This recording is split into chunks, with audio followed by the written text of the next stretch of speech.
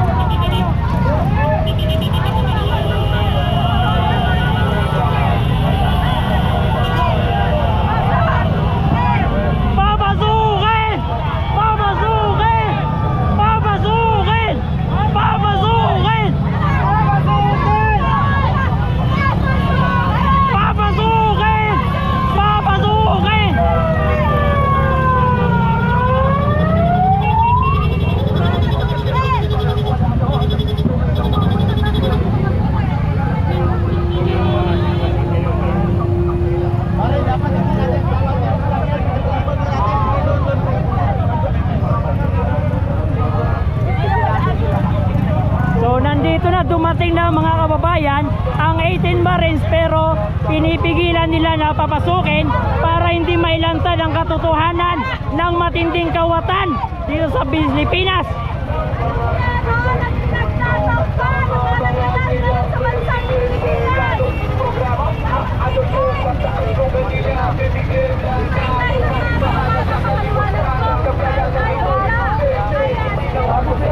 Napakarami rin tao dito sa kabila mga kababayan, mga supporters, no?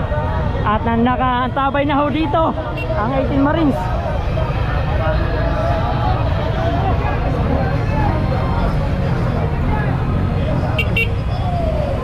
So nakaantabay yung ating mga kababayan sa posibleng gawin ng administrasyon ni Bongbong Marcos, no? Ang presidenteng walang kwenta na si Bongbong Marcos. Ngayon ayaw ho nila papadaanin dahil utos ni John Vic Remulla na hindi papasukin, dahil nagsasabuatan si Remulla at itong ilang minority na kumuha ng pwesto dyan sa Senado. Eto na. Napakaraming kababayan ho natin dito at posibleng dadagdag pa ito dahil hanggang gabi ho ito, hanggang bukas. Mga kababayan natin, ayan.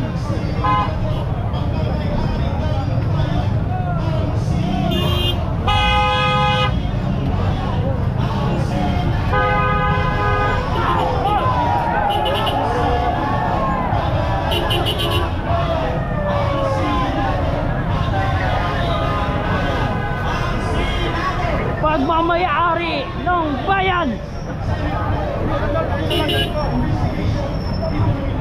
So nandito mga kababayan, no? Nakaantabay pa rin, no? Dahil ayaw nila papasukin. So tingnan natin, mukhang meron na rin tao doon sa loob at nakikipag-usap na doon sa loob para papasukin ang 18 Marines.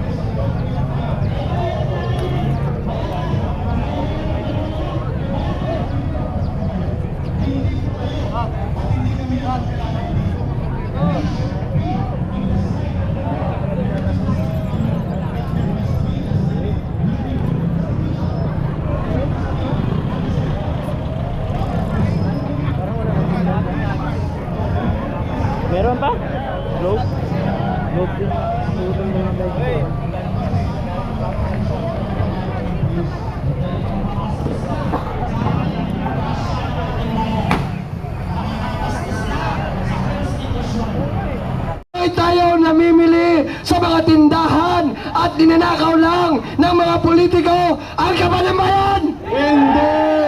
Kaya sa araw na to, papayag ba tayo na bababuyin lang din nila ang Senate Blue Ribbon Committee hearing? Hindi rin!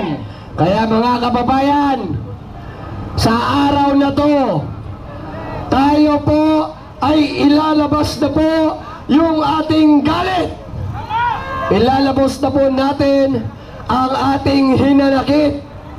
Hindi na po tayo papayag na magpapatuloy sila sa kanilang pag-aabuso, lalong-lalo na sa mga nakaupo sa kasalukuyang gobyerno natin ngayon.